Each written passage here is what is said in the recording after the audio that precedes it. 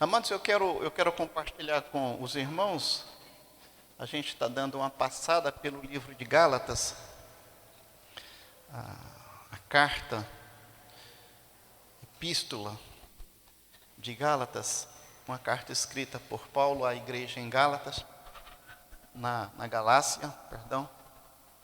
E hoje nós falamos na semana passada sobre a justificação, e no capítulo 2, e o capítulo 3 de Gálatas, de uma forma geral, ele vai trazer as provas dessa justificação. Paulo, então, vai defender a justificação que ele lança no capítulo 2. Então, eu quero ler com os irmãos Gálatas 3. Hoje eu não tenho uma projeção aqui, tá? Sei que vocês vão estranhar. Mantenha sua Bíblia aberta.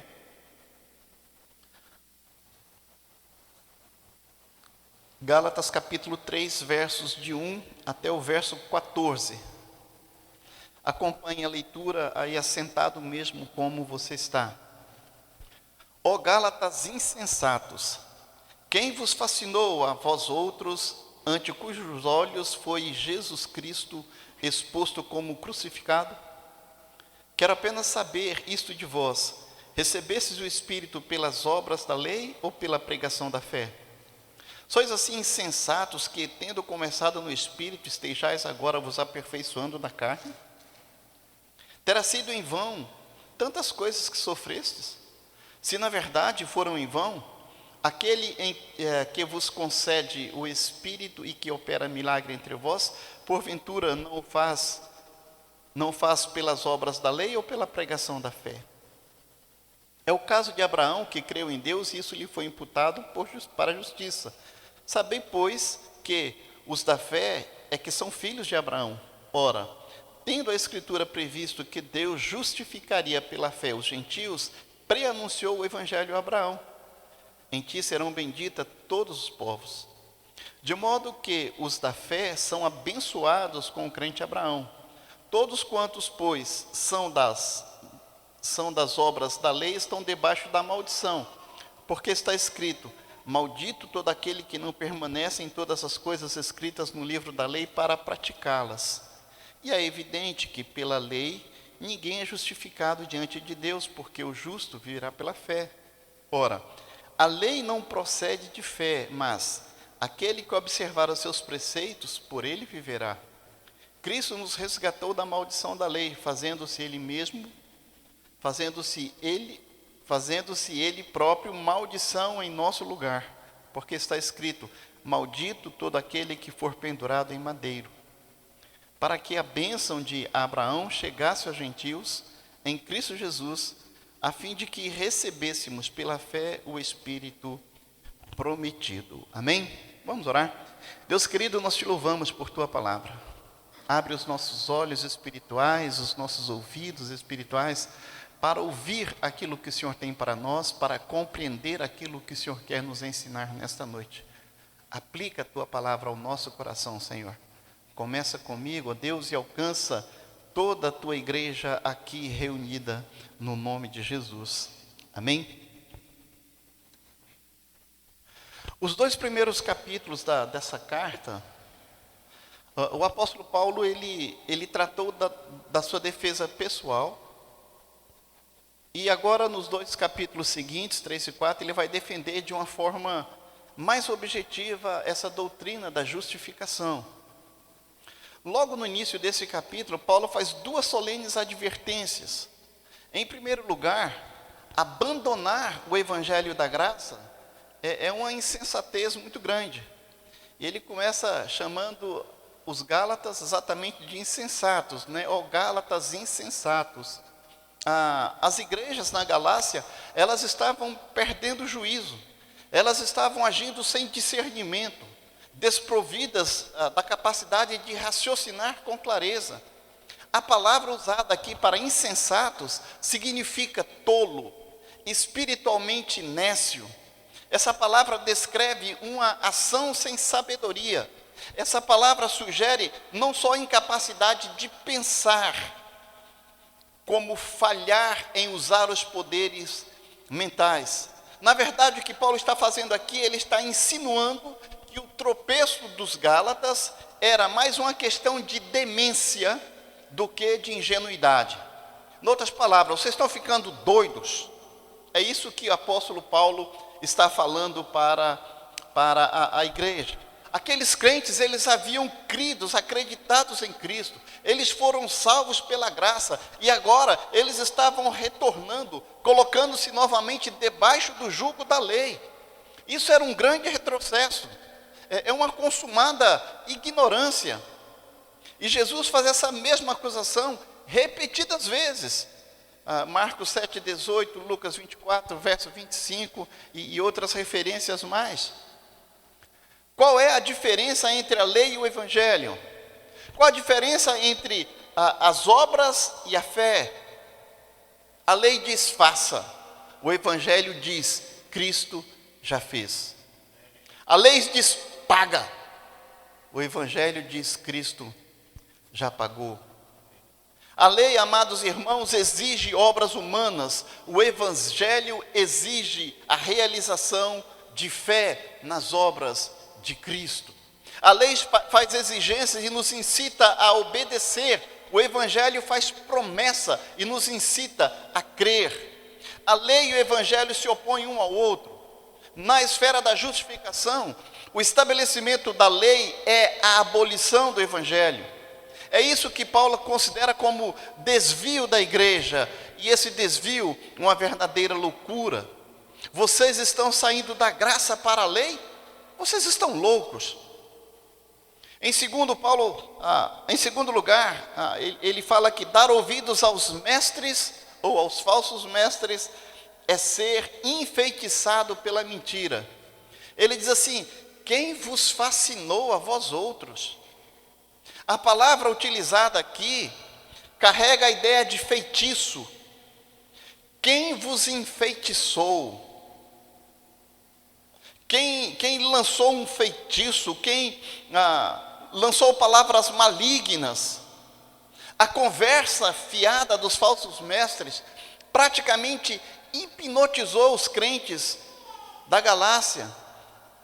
Hipnotizou de tal forma que eles não ofereceram nenhuma resistência a essa falsa doutrina. Eles simplesmente aceitaram.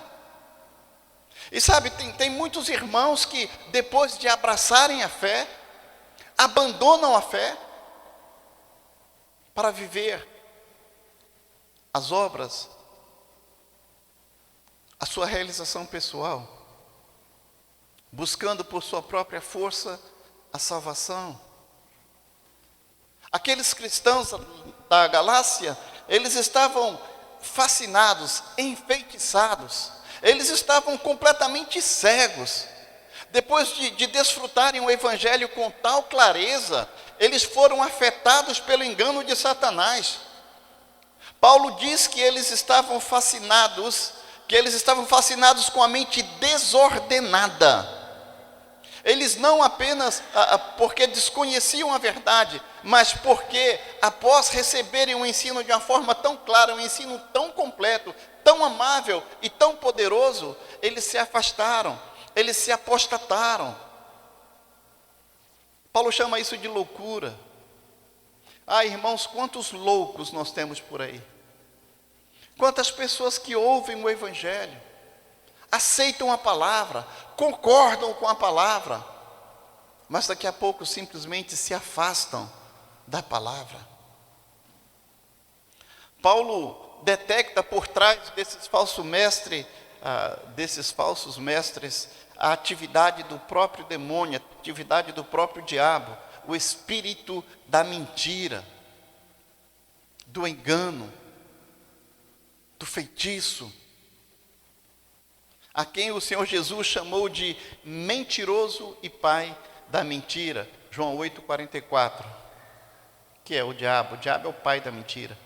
Grande parte, amados irmãos, da nossa estupidez cristã para entender e para aplicar o evangelho, talvez se deva a esse feitiço. Nós ficamos enfeitiçados com muitas coisas que o mundo nos oferece. Nós ficamos encantados, fascinados com as belezas desse mundo. E isso acaba nos desviando da verdadeira palavra, do caminho do Senhor. Para muitos, esses feitiços podem ser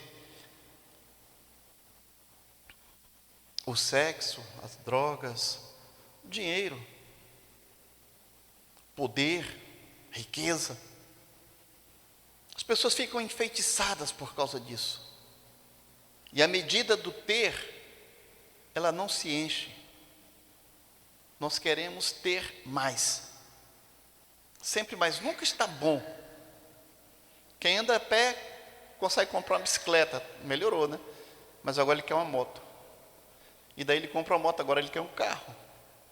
E daí ele tem um carro, agora ele quer um carro zero. Daí ele tem um carro zero, agora ele quer uma picape. E assim vai, nunca está satisfeito. Eu não vou nem citar celular, né? Tem neguinho comprando celular aí, o cara vende a casa para comprar um celular. Porque é a última moda. É a última moda. É a medida do ter, velho. Nós somos enfeitiçados por muitas dessas artimanhas que o inimigo tem lançado, e isso está nos afastando do Evangelho de Cristo. No texto em tela, Paulo usa dois argumentos para expor essas evidências, as evidências irrefutáveis da justificação pela fé, em contraposição ao falso ensino da justificação pelas obras da lei. Vamos examinar esses dois argumentos. Paulo diz assim: a justificação pela fé é provada pela experiência dos crentes. Versos de 1 até o verso 5. Paulo começa essa argumentação apelando para a experiência dos crentes lá da igreja da Galácia. E ele faz 5 perguntas retóricas para mostrar que desde o início até o fim da vida, eles haviam sido salvos pela fé e não pelas obras da lei. Vamos destacar aqui alguns pontos para reflexão. Em primeiro lugar, os crentes contemplam a morte de Cristo pela fé. O versículo diz assim: ante os olhos foi Jesus Cristo exposto como crucificado. O evangelho pregado por Paulo aos Gálatas tinha como centro a mensagem da cruz. E essa mensagem era tão viva, tão eloquente, tão poderosa, que o Cristo crucificado foi mostrado a eles como se fosse um grande outdoor. Sabe, aquela imagem grande no meio da praça, publicado ali. Mas mesmo assim, eles estavam desviando os olhos dele. Paulo apresentou Cristo abertamente aos Gálatas, com grande ênfase em sua morte na cruz pelos pecadores. Eles ouviram a verdade, eles creram nessa verdade, eles obedeceram. E como resultado, eles nasceram de novo. E eles passaram a fazer parte da família de Deus, como toda pessoa que crê, toda pessoa que recebe a Cristo, passa a fazer parte dessa família. A justificação pelas obras da lei é a negação da cruz. O argumento irresistível do apóstolo Paulo é que a tentativa da salvação pelas obras anula a graça e esvazia a cruz. Paulo já havia falado isso no capítulo 2, verso 21, que citamos na mensagem passada. Não anulo a graça de Deus, pois se a justiça é mediante a lei, segue-se que Cristo morreu em vão.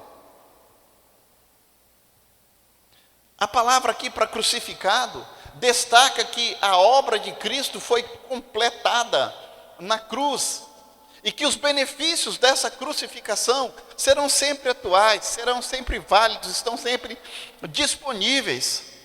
Os pecadores podem ser justificados não por causa das suas obras, mas devido à obra expiatória de Cristo, devido ao sacrifício de Cristo. Sabe, não em virtude de algo que eles fizeram, mas por causa daquilo que Cristo fez. Nós somos justificados, nós somos tornados justos, nós somos considerados inocentes, não por causa de nós, mas por aquilo que Cristo fez na cruz. Querido, o evangelho não é um bom conselho aos homens, mas as boas novas acerca de Cristo. O Evangelho não é um convite para se fazer alguma coisa. Ah, vamos fazer, vamos aceitar Cristo. O Evangelho não é isso, mas é uma declaração do que Deus já fez. O Evangelho não é uma exigência. Você não é obrigado. O Evangelho é uma oferta. E nós recebemos isso pela fé. Nós depositamos a nossa confiança em Cristo, na obra expiatória de Cristo, pela fé. E fé é de fato esse salto no escuro. Eu me lembro que uma de minhas filhas, ela gostava de correr. Em cima da mesa, ela ficava em cima da mesa. Aí ela corria e pulava nos meus braços, né? Subia na mesa lá, aí dava uns 3 passinhos para trás. Aí dizia, papai, vai mais para trás. Aí eu me afastava. Vai mais para trás. Aí eu mais para trás. Mais, pai. Me afastava. Aí quando eu estava assim uns 2 quilômetros de distância, ela corria e saltava. Bom, o coração dela pulava mais do que o seu corpinho, né? E aí eu corria e alcançava ele, pegava ela nos braços e a gente se abraçava. Ela sorrindo, com a fidelidade do pai, e eu sorrindo com a confiança do filho, ou da filha. A fé é exatamente isso. É você simplesmente saltar, confiando que Deus vai te pegar. Ele vai te alcançar, querido. Às vezes eu dizia para ela assim, filha, salta no braço da sua irmã. Não, pai, por quê? Por quê, meu amor? Salta no braço da tua irmãzinha, ela vai te pegar. Não, pai, eu só confio em braço forte. Assim também nós só confiamos em braços fortes. Braços que podem realmente nos segurar. Você pode saltar nos braços de Cristo, você estará seguro.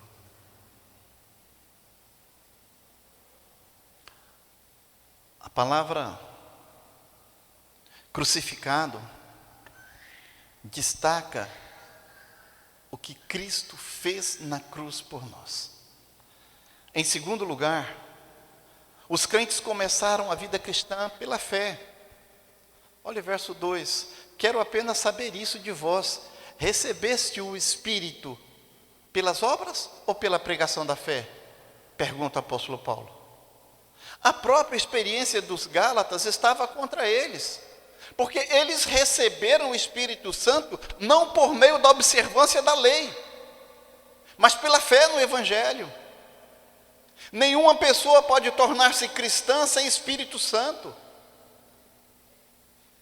porque se alguém não tem o Espírito, esse tal não é dele. Romanos 8, verso 9. Se você não tem o Espírito, então você não é de Cristo. No entanto, o Espírito, ele não nos é dado pelas obras da lei, mas pela pregação da fé. A nossa entrada na família de Deus, quando recebemos o Espírito, é pela porta da fé e não pelo corredor das obras. O apóstolo Pedro, ele usa esse mesmo argumento em sua defesa perante os irmãos, por haver batizado pessoas incircuncisas. Paulo e Barnabé fizeram o mesmo debate, e eles travaram esse debate aí em Jerusalém sobre esse assunto, falando sobre isso, lá em Atos 15, versos 2 até o versículo 12.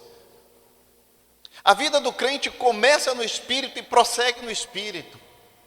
Querido, o crente é nascido no Espírito, ele é regenerado pelo Espírito, ele é selado no Espírito.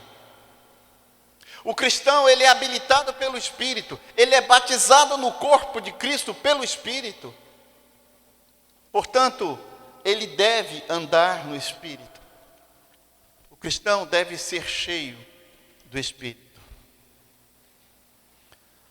Para cada afirmação dessa, eu tenho uma referência. O crente é nascido do Espírito, João 3,5, regenerado pelo Espírito, Tito 3,5, selado pelo Espírito, Efésios 1, 13 e 14, habitado pelo Espírito, 1 Coríntios 3,17, batizado pelo Espírito, 1 Coríntios 12, verso 13, deve andar no Espírito. Gálatas 5,16, deve ser cheio do Espírito. Efésios 5,18. Nascemos pelo Espírito, vivemos pelo Espírito. Em terceiro lugar, os crentes devem crescer na vida cristã pela fé. Observe o versículo 3. Sois assim insensatos que, tendo começado pelo Espírito, estejais agora aperfeiçoando na carne? A nossa transformação continua à imagem de Cristo, através de Cristo, pela obra do Espírito Santo. Essa transformação contínua das nossas vidas, para sermos mais parecidos com Cristo, isso é obra exclusiva do Espírito Santo. 2 Coríntios 3,18, e todos nós com o rosto desvendado, contemplando como por espelho a glória do Senhor, somos transformados de glória em glória, na própria imagem, como pelo Senhor, o Espírito, diz o texto. A vida cristã, amados irmãos, é vivida no poder do Espírito, e pela fé, de ponta a ponta. Vivemos no Espírito e vivemos pela fé, desde o dia que nascemos até o dia em que morreremos. Estou falando do novo nascimento. Os crentes da Galácia, eles haviam começado no Espírito e agora eles estavam voltando ao jugo da lei. E por isso que Paulo contesta, porque isso não é progresso, isso é um retrocesso. Uma vez que fomos salvos por meio do Espírito e não pela carne, e pela fé e não pela lei, nada mais justo do que continuar no Espírito, argumenta o apóstolo. A presença ativa do Espírito assinala a presença de Cristo em nós. Consequentemente, os Gálatas, eles estavam começando a renunciar Cristo como seu único e todo suficiente Salvador. Estavam agindo como o filho pródigo, que deixou a casa do pai, onde ele tinha toda a segurança, onde ele tinha paz, onde ele tinha amor, onde ele tinha comunhão, para andar errante por lugares estranhos, lugares adversos, onde ele sofreria fome e sofreria necessidade. Querido, o nosso inimigo, o inimigo de nossas almas, ele já quer bater de qualquer jeito. Então, quando o crente se afasta, aí ele bate mesmo.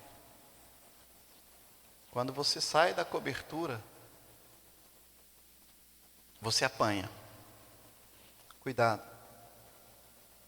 Se com Cristo está difícil, imagina sem Cristo. Em quarto lugar, os crentes suportam o sofrimento pela fé. Versos 3, verso 4. Terá sido em vão que tantas coisas sofrestes, se na verdade foram em vão. Os crentes da Galácia, eles sofreram no começo da vida cristã nas mãos dos pagãos e também nas mãos dos judeus radicais. Atos 13, verso 45 até o verso 50, Atos 14, versos de 2 a 6, depois de 19 até o verso 22. E eles sofreram bastante.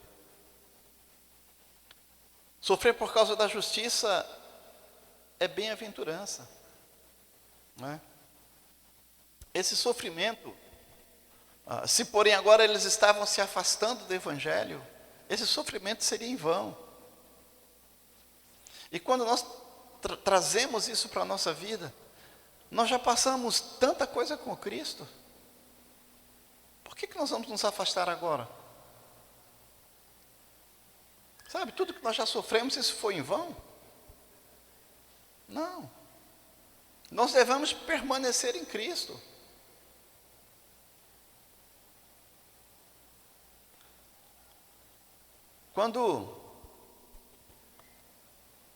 Quando somos pelo Evangelho, devemos nos alegrar. Somos por Cristo.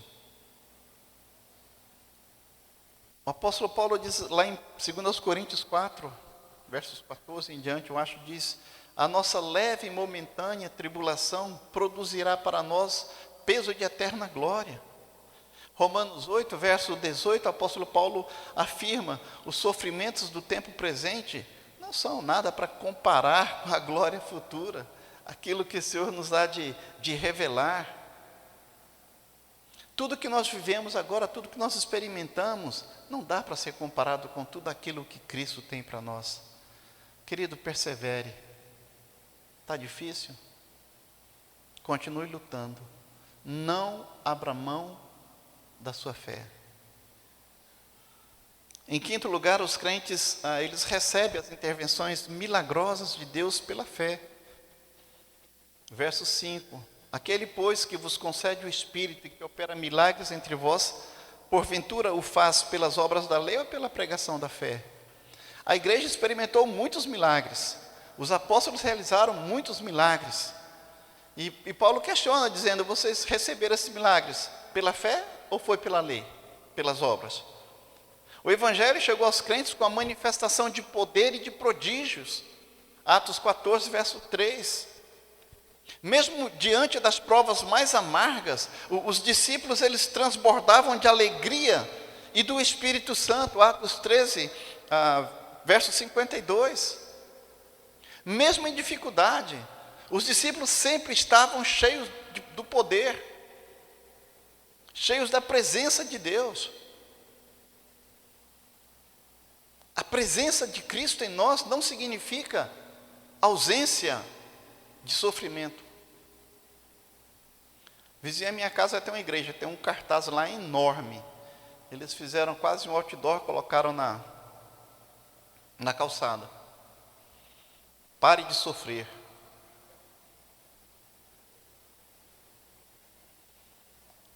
Isso é um absurdo. É um absurdo. Porque estar em Cristo não é garantia de que não há sofrimento. Pelo contrário. Jesus mesmo afirmou: no mundo vocês terão aflições, mas tente calma.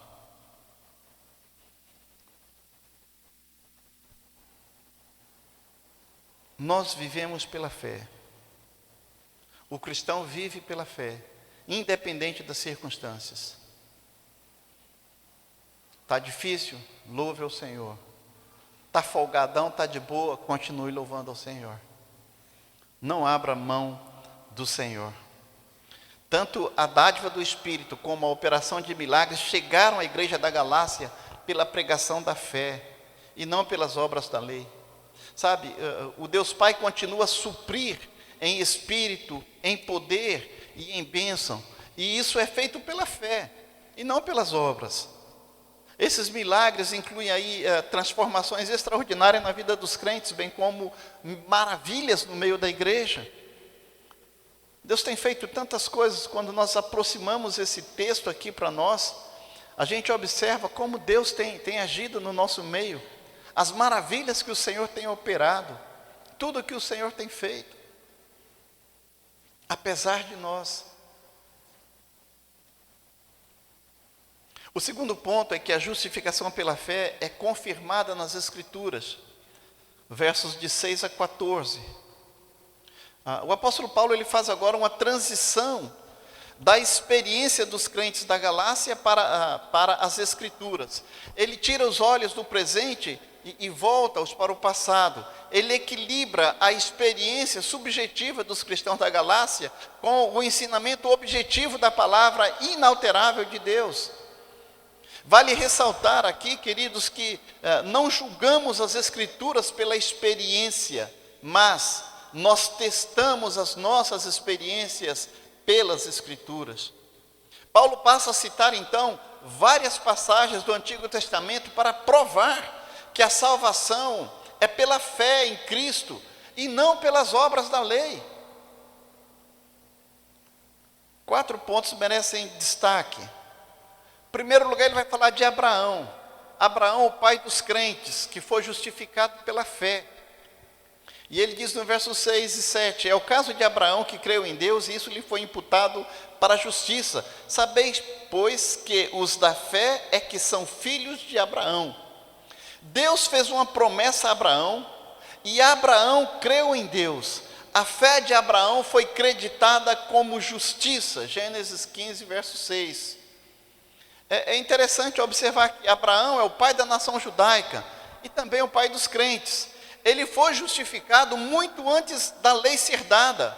Ele foi justificado pela fé e não pelas obras da lei.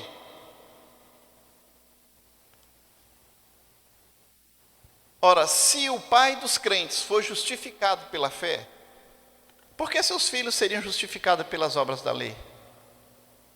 Quem era Abraão, mencionado em Gálatas 3,6?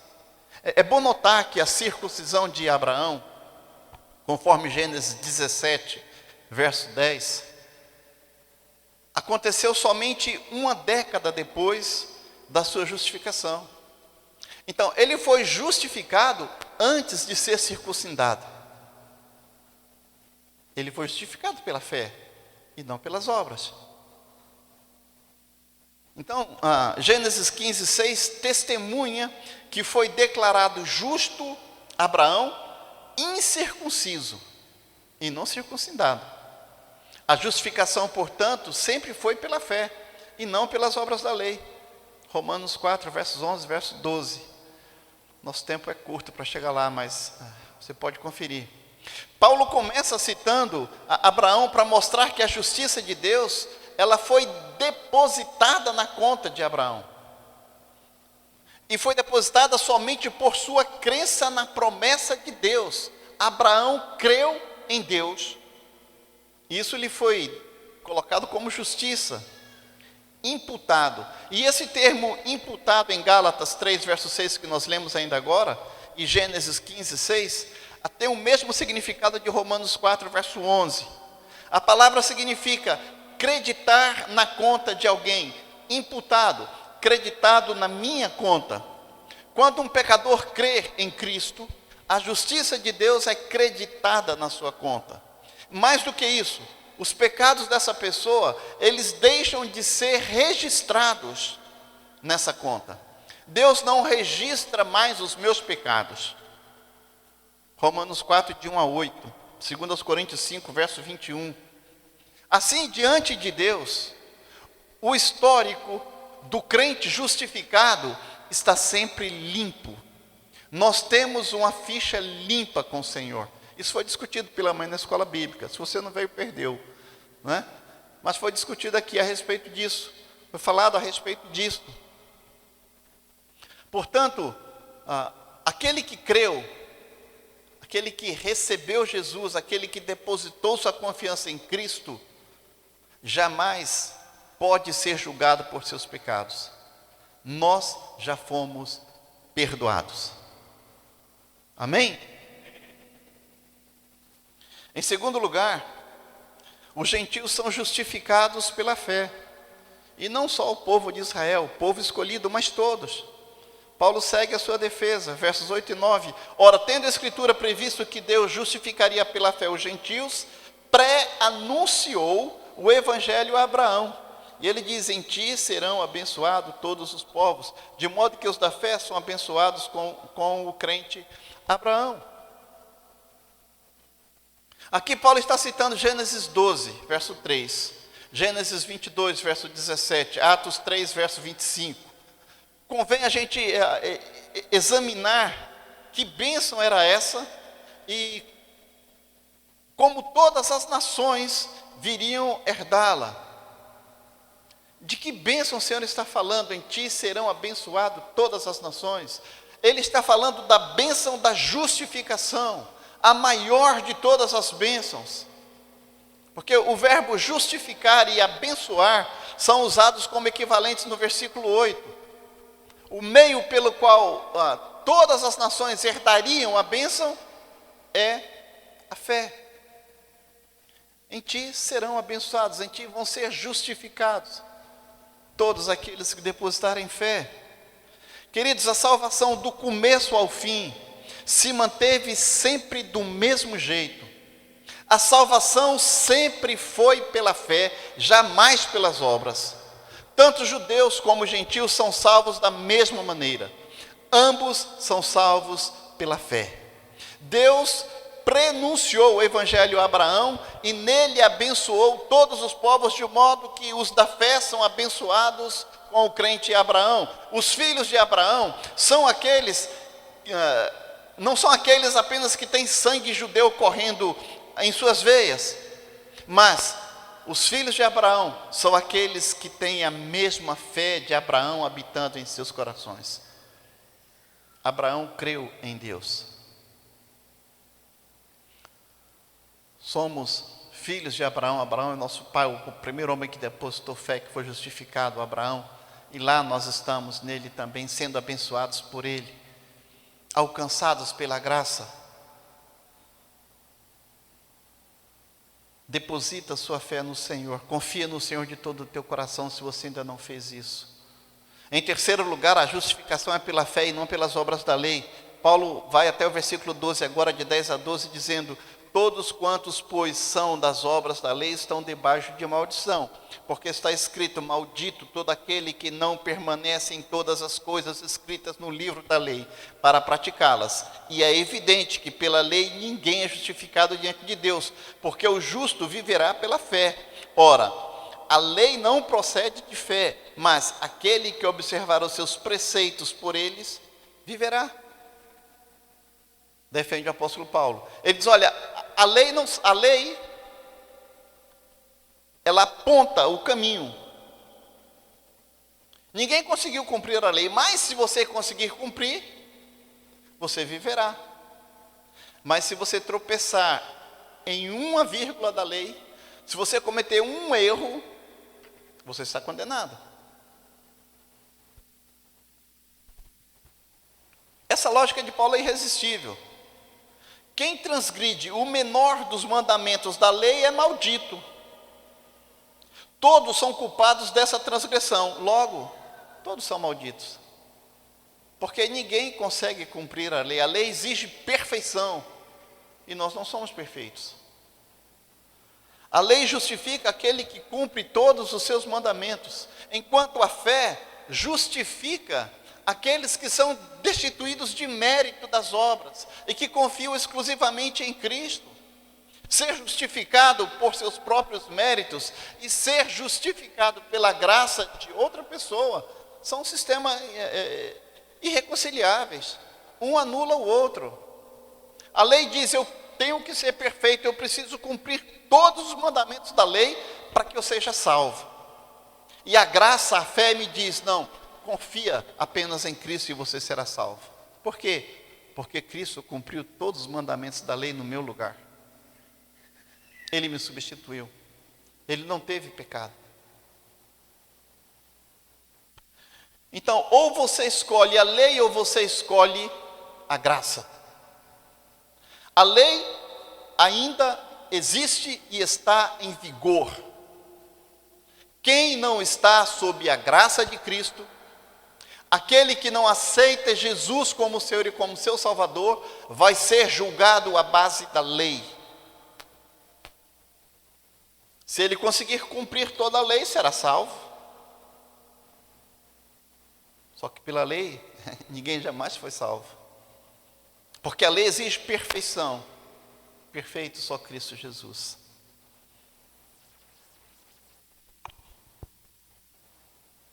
Vale destacar aqui alguma coisa. Por exemplo, a lei, como disse, ela exige perfeição.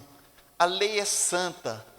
O mandamento é santo, justo, bom. Romanos 7, verso 12. Aquele que observar os preceitos da lei, por eles viverá. O problema é que nós somos pecadores e que nós não conseguimos cumprir as demandas da lei. Tiago escreveu, Tiago 2, verso 10, pois qualquer que guarda toda a lei, mas tropeça em um só ponto, se torna culpado de todos. Paulo, citando Deuteronômio 27, verso 26, diz que maldito é todo aquele que não permanece em todas as coisas escritas no livro da lei para praticá-las.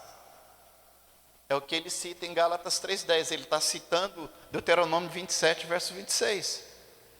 Então, ou você cumpre toda a lei e você é salvo, ou você se baseia pela lei e você vai ser condenado. Qual a solução? Cristo. Paulo declara aqui que pela lei vem o pleno conhecimento do pecado. Romanos 3:20. O papel da lei, na verdade, não é salvar o pecador, mas mostrar o seu pecado. O papel da lei é nos tomar pela mão e nos levar até o Salvador, que é Cristo Jesus. Verso 24 do capítulo 3 aqui de Gálatas. A lei aponta os nossos pecados. Se não houvesse lei,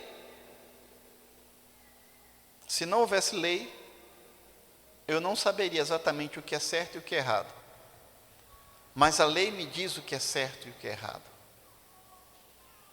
Então, a lei mostra as minhas falhas. É para isso que a lei serve. Ela me mostra que eu preciso de um Salvador. Que você precisa de um Salvador. A lei impõe maldição. Aqueles que buscam justificação pelas obras da lei estão debaixo da maldição. Pois essa é a sentença que a lei impõe para aqueles que não permanecem em perfeita obediência aos seus preceitos. Paulo diz que há dois caminhos pelos quais o homem pode ser salvo, e eu já falei deles aqui: o caminho da lei e o caminho de Cristo. O caminho da lei você precisa ser perfeito, e o caminho de Cristo você entrega a sua vida e deposita fé na obra expiatória do Senhor. O caminho da fé descansa nas obras de Cristo, porque Ele é perfeito e realizou as obras perfeitas. Nós podemos ser salvos pela fé, e somente pela fé, porque pela lei ninguém foi salvo. Mas a lei ainda está em vigor. De novo, aqueles que não estão debaixo da graça serão julgados pela lei.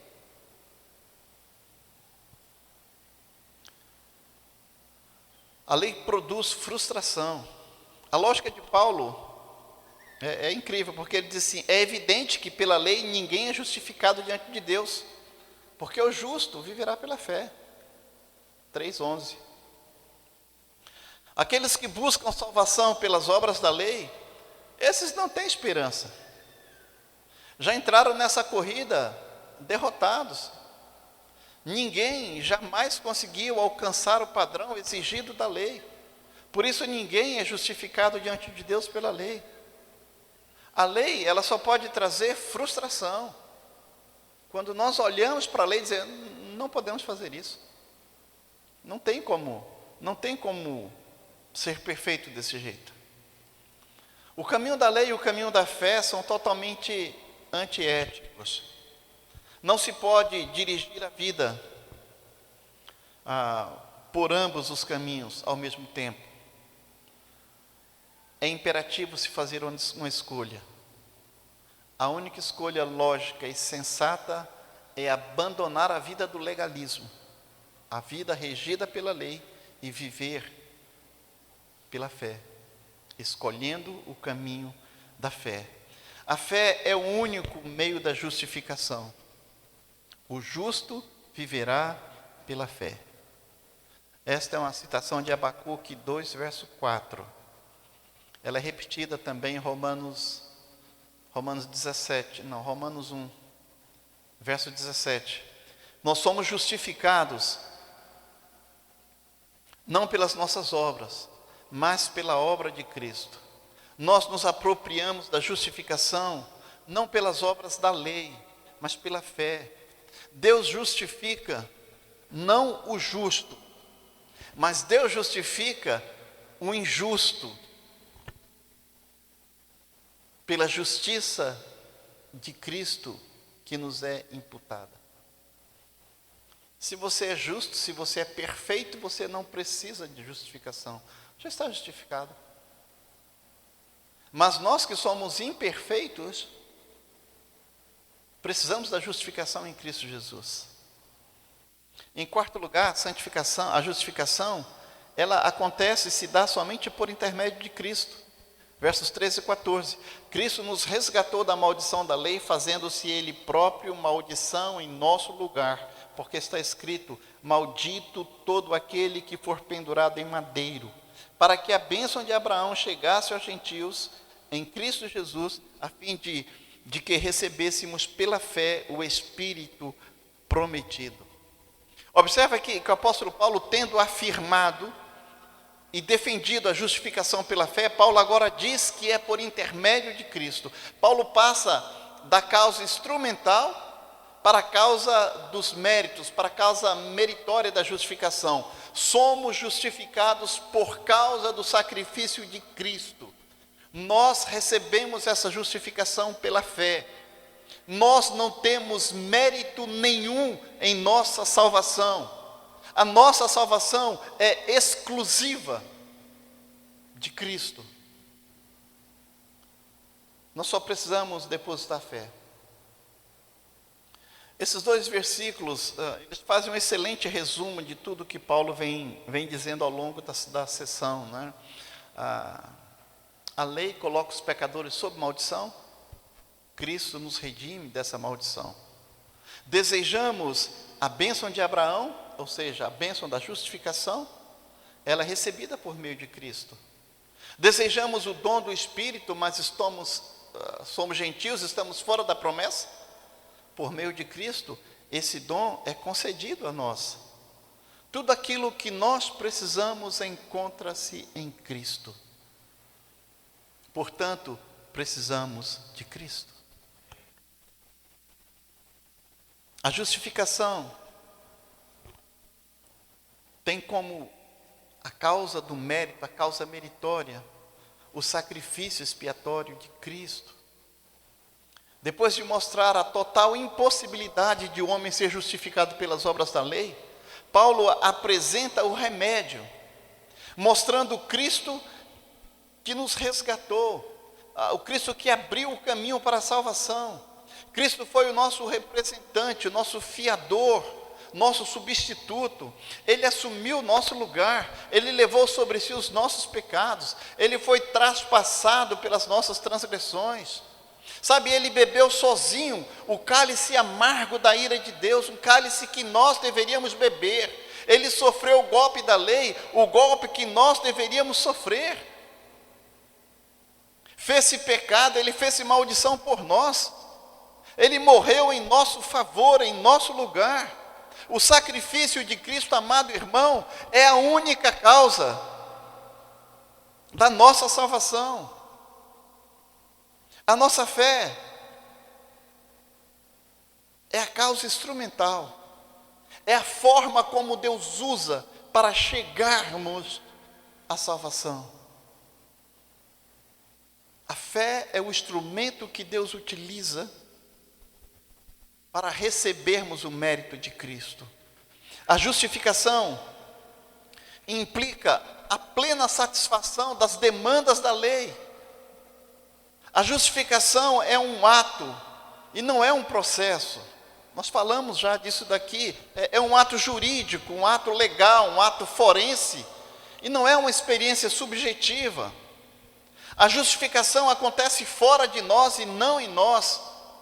A justificação acontece no tribunal de Deus, não em nosso coração. O Senhor nos considera justos. É como se nós fôssemos, como não? Nós vamos para um julgamento e somos inocentados completamente. O juiz bate o martelo e diz: está justo,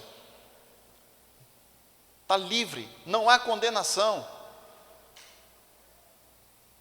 Cristo se fez maldição por nós, morreu em nosso lugar, pagando a nossa dívida. Nós estamos quites com a lei de Deus, com a justiça de Deus. Não há nenhuma condenação para aqueles que estão em Cristo Jesus.